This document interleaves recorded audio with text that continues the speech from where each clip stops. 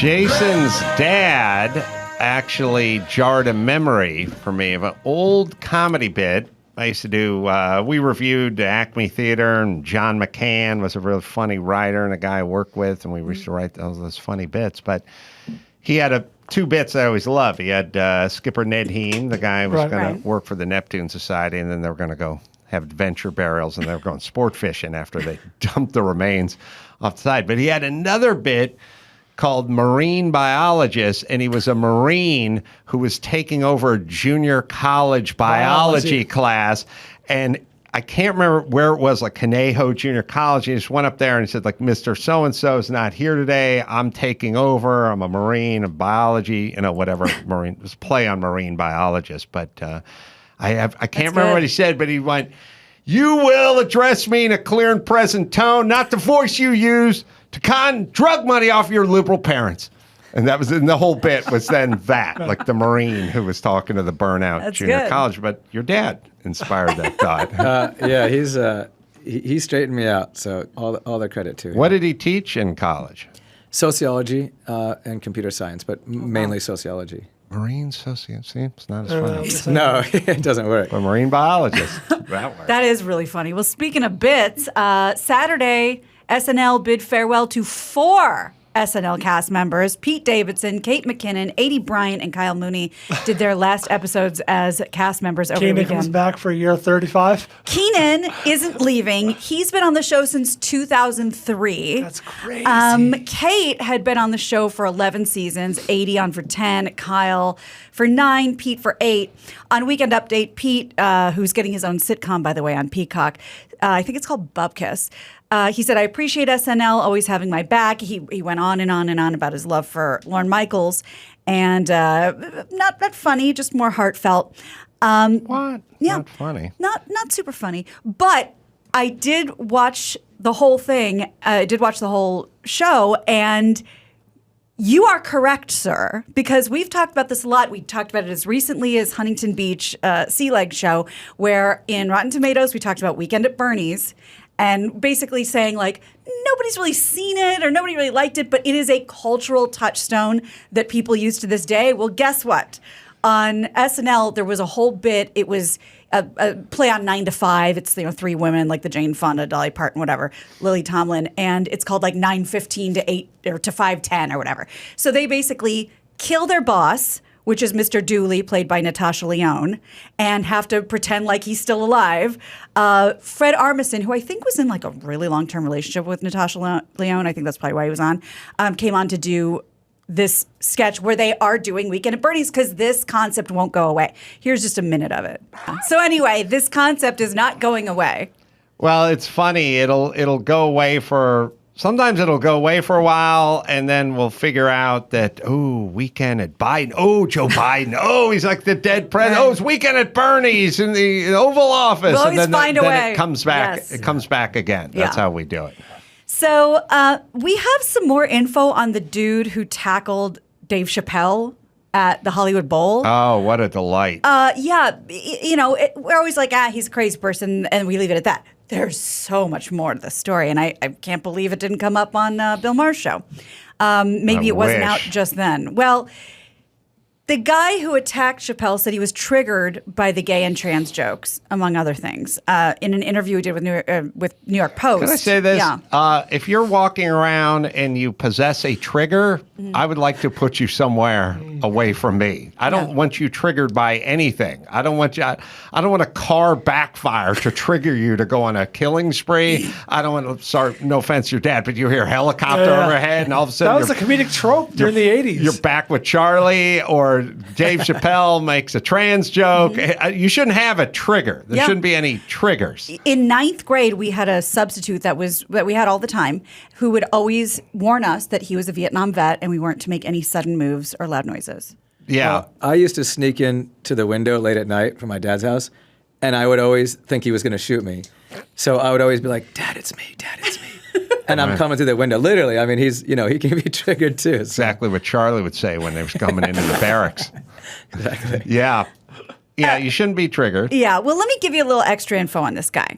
He said his name is Isaiah Lee. I think we have a picture of I'm not sure. But It's hard to interrupt, Gina. Yeah, just go to ahead. just ask this question. I know I said it to Christy. I think I said it on the show. Wasn't that everyone's first reaction? Like, oh, this is like blowback from Chappelle's controversy with the. Wasn't that everyone's first Yeah, assumption? it wasn't just random. Yeah. It just seems so obvious at the time. Like, why else would someone just attack him? Oh, the Well, story I gets guess better. there's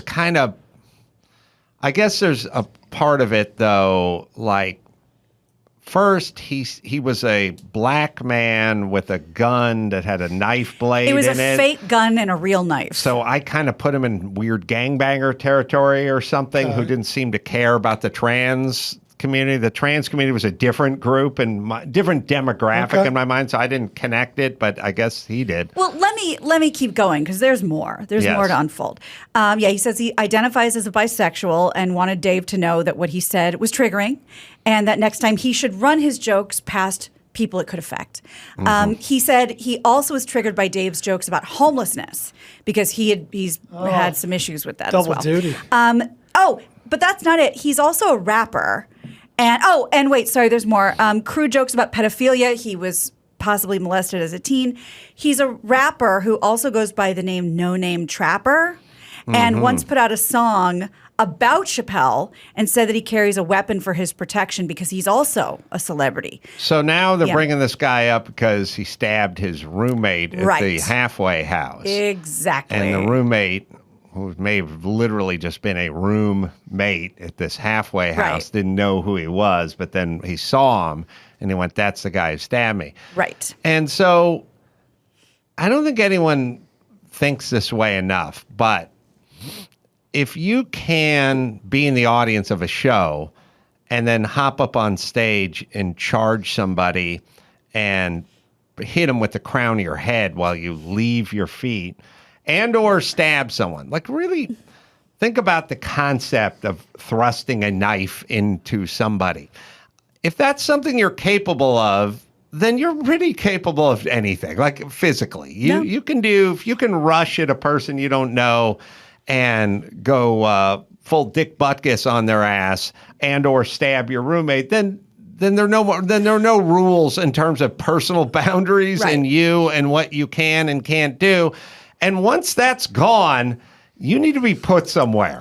Well, Because you're saying to me, I can push anyone in front of a subway car, or I can take a crocheting needle and put it in the back of any Uber driver I disagree with. Like, that impulse there, that ain't one of your real estate buddies skimming off the top or shaving a couple of points or an insurance fraud deal or embezzling. That ain't any of that. This is just pure It's taking a life. impulse. Yeah. You are a dog who will bite anybody who walks down the street, and we need to put you somewhere at that point. Well, he claims that he does not have mental health issues, but his lawyer says, we're let me do working the on that. talking. Yeah, and he was charged on Thursday, like you said, stabbing his roommate. Also, if you're triggered by jokes from Dave Chappelle, by all means, feel free to stay home and not buy a ticket to his show.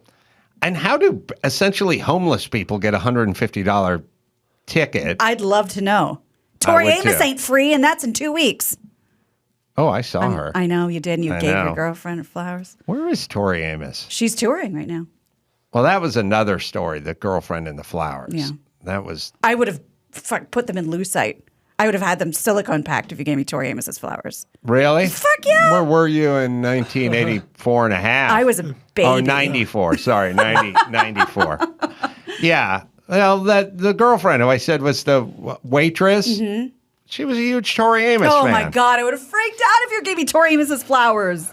I went to K-Rock, and Tori Amos was there, and I was doing Mr. Burcham, and her fans are nuts, so they gave her flowers, and then I took them home to my girlfriend because they were Tori Amos's flowers, Yeah. and then I presented them to her, and she was pissed. I would have had them sent away like I did my wedding bouquet, and they put it in that silicone or that silica. Yes, that's the whole point with women. There's no gauging. That's right. There's no judging. Well, there's plenty of judging, but you can't gauge. You would have been over the moon with Tori Amos's flowers. Would have showed everybody. My girlfriend at the time was happy that I gave her flowers, but then when she found out I got them because Tori Amos left them behind, she then was pissed. Yeah. So how do you gauge that? You don't, I guess you're gonna have to treat everyone like an individual. It fucking sucks. Right. So, but See, guys, we don't go, you don't go, oh, I got your cordless drill. And you go, oh, cool. Yeah, Ted Nugent left it behind. Oh, fuck that. Get it out. We'd go, oh, 18 volt. All right, keyless chuck. Because Motor City Madman knows the stuff. yeah, but he could be my favorite artist or my least favorite artist. Let's focus on the free cordless drill I just got. That's how guys roll. It could be cooler, but not any less cool. That's right. Like Yeah. if you love the dude, if it's like Bon Jovi's drill, then awesome. Some other Right. guy, still a drill. Yeah, it's still a drill. Yeah. Scott Stapp's drill. Okay, cool drill. Yeah, Nickelback's drill, not as cool as Still a Joe's drill. Just a drill. Yeah. Yeah. But you can't go, you're right, you can't go lower than a drill. Right. I was like, we cannot go lower than a bouquet of flowers here. I'm going to possibly up it with Tori Amos's bouquet of flowers. No, we dip down under the bouquet. Because you didn't reach into your own pocket. That's right. Yeah. Which were empty back then. That's right. So, like, you could afford a Tori Amos-sized bouquet of flowers. All right. So Lots of people are mad that Dave opened for John Mulaney. Yeah. Why? Yeah, he did a show Because he was in Ohio. Columbus, and Dave came out and did a 15-minute surprise performance. There's some anti-gay, anti-trans jokes, according to the attendees, and they felt, quote, ambushed. Well, because I mean, in their defense, which I get it. I get that it's stupid, but in their defense, they bought a ticket to see John Mulaney. It's not like the triggered guy who bought his ticket to see Dave Chappelle. Yeah, I know, but But can't we put comedy kind of off limits? I mean, I just You'd as think. I just feel like there's got to be an arena for people to laugh at everyone, It would and be people nice. could laugh at themselves. I just hope that comedy doesn't get ruined with too many sensitive people. It's got to be the one arena we have to protect. Agree. yeah, I concur. And yeah, I get they didn't sign up for Chappelle, but a 15-minute act who's arguably maybe a bigger act than the act you paid for at the time, that's a treat, people. Yeah, and then the fact that like John Mulaney came out and hugged him at the end of the show, and They're everyone was just freaking out about it. One of the more popular tweeters or attendees was tweeting about it. Said that he was ambushed. I saw his profile. It's probably the most opposite profile. The one, like, put it up, Ben. So this guy at Testosterone Jew was tweeting a lot about it, and his profile, his bio says genderqueer gentleman, body mod enthusiast, anti-Zionist, polyam, service dog handler. What? And I'm just like, okay, This isn't real. That's a guy Adam can't hang with. Yeah. This put him isn't on my real. list. Testosterone Jew wants to make sure everyone knows he's anti-Zionist. Okay. Awesome. Yeah. All right. But yeah, very upset about John. John Mulaney was trending over the weekend because of this. John's gonna land. And it sucks that he just had a movie come out. Oh, he What? did? Yeah, the Chippendale movie. Oh. Oh, that That movie. movie. I heard on I think on Smartless podcast, one of all of his merchandise that he sells, at shows, the one that's the hottest seller is a shirt that says something like, I saw John's first show out of rehab. Which is that's a funny. hot ticket at his show. So we're usually the country that's sending aid everywhere. So it kind of makes the news when it's being sent to us. Operation Fly Formula has completed its first mission on sending more than 70,000 pounds of baby formula was flown from Europe to Indianapolis. This was expected to be the first of several shipments to arrive in the U.S. as part of Biden's plan to deal with the shortage. I've been a little confused about how we even got to this point. So in a very... Same. Yeah, this is just a one-sentence overview. Basically, between the COVID supply chain, blah, blah, blah, blah, blah issues, and then a recent recall for contaminated formula, it left the shelves clean. And then hoarders and assholes like that.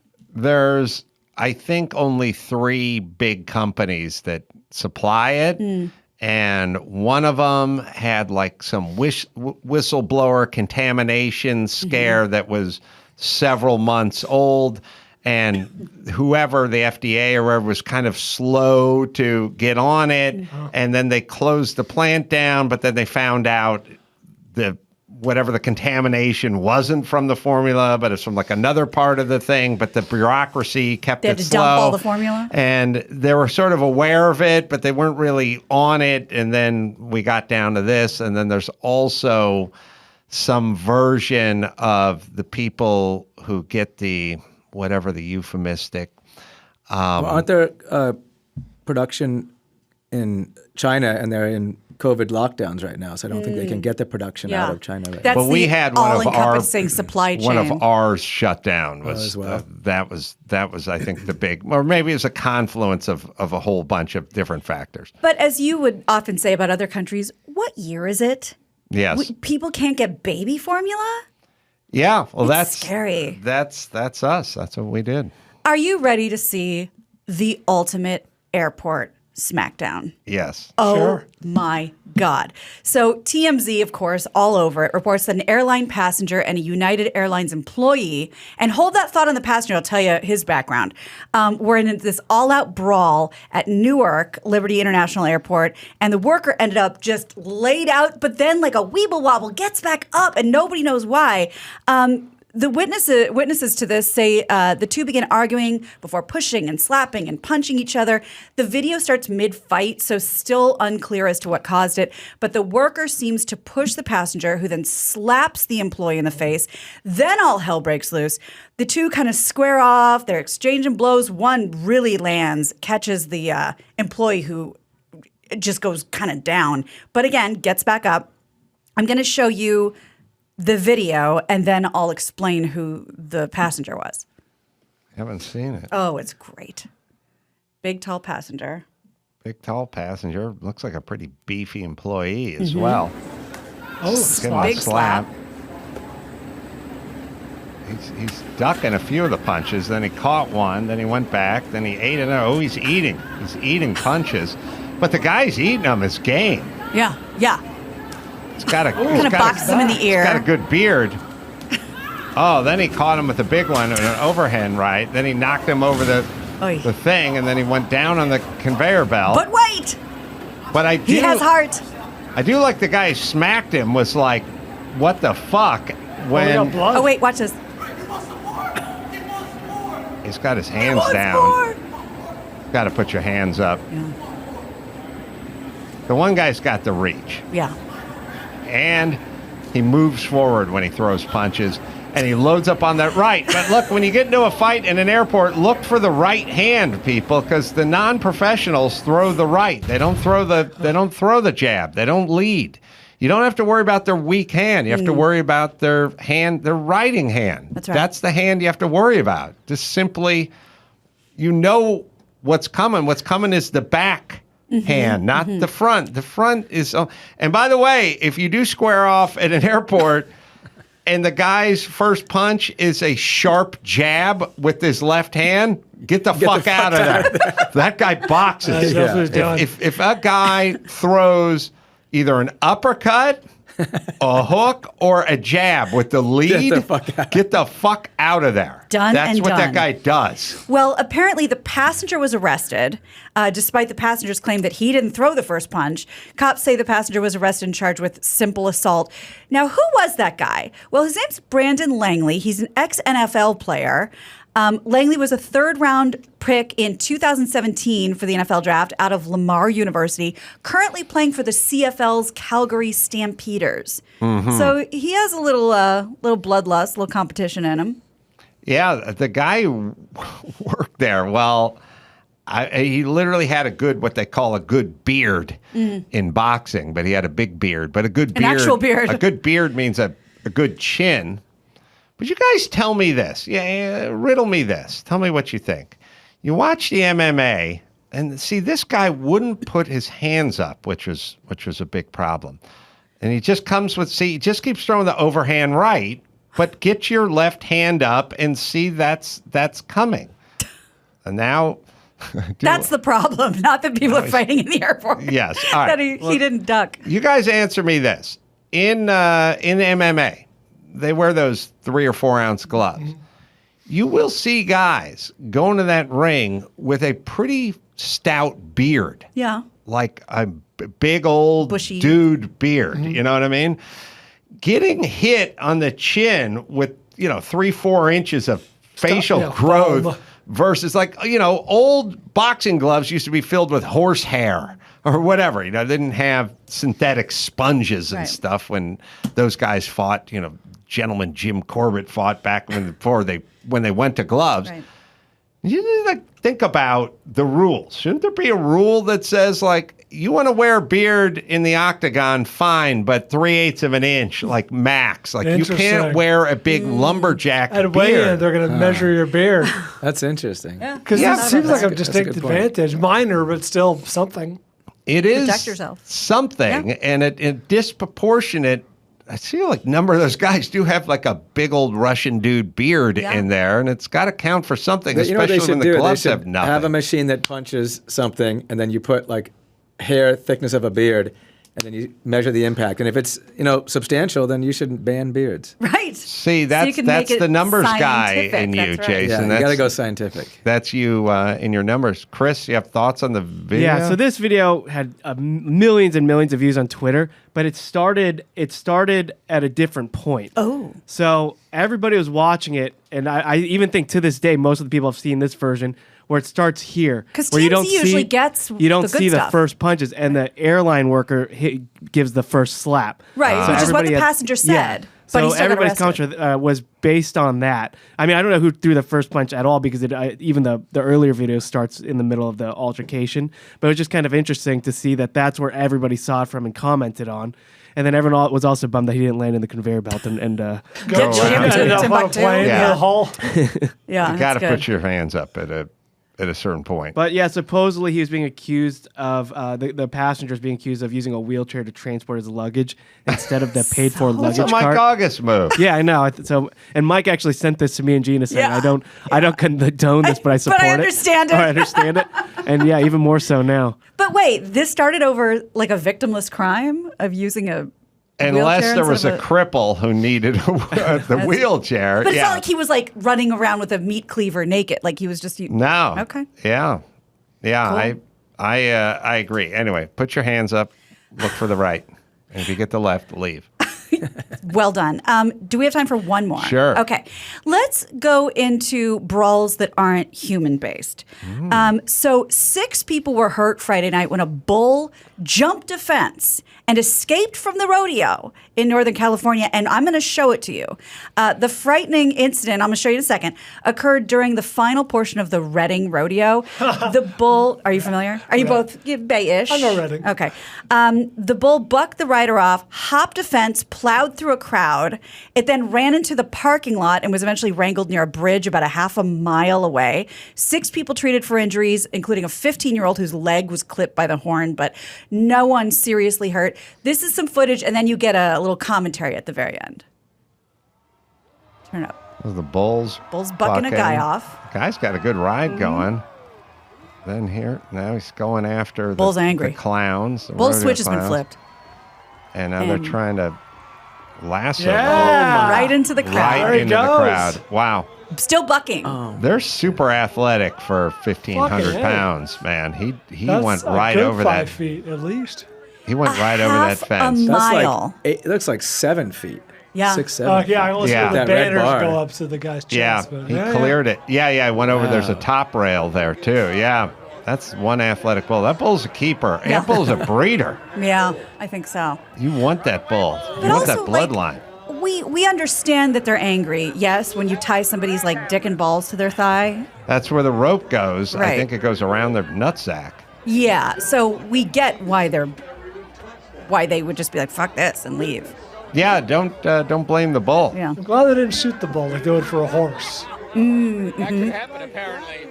Yeah. Anyway, we got it, but that was it's not always people. This is good. Look, if you're at the rodeo and it's a Friday night, probably got a nice buzz going at this point. This is a good thing. You better. Oh yeah, that's what you go for. Yeah, you don't pray. want to spill your beer, That's but right. if you and your beer made it out unscathed, this is a good thing. That was a winning night at the rodeo. All right, let's bring it home. You got it. I'm Gina Grad, and that's the news. Gina Grad. That was the news with Gina Grad. All right. I'll be in Denver June 23rd for the TOS Con, and you can use the code Carolla for 15% off. Come on out, check that out. Then Comedy Works Out. That'll be June 24th, 25th. Sonny's coming out. We'll be doing live pod there and stand-up there as well. Just go to mcarolla.com for all the live shows. Jason Oppenheim, Selling Sunset, of course, on Netflix. And his Instagram at Jason Oppenheim as well. Anything I'm missing, Jason? You got it. We got it. So, until next time. Oh, and you can pre-order my book, Everything Reminds Me of Something. It's coming out soon at adamcarolla.com. Until next time, Adam Carolla for Jason Oppenheim, Gina Grad, and Bald Brian. Say it. Mahala. If anybody ever travels outside of the U.S. and you go to the Middle East or you go to shook. Mexico, Yeah. anywhere, if you go into like a kind of a bazaar type place, please, Americans, just it's part of, Respectfully they haggle. expect it. Yes, But yes. then you do the math. By the way, you do the math in your head. Sometimes you're like, wait a minute, the dollar to the peso. Wait a minute, I'm negotiating over 33 cents.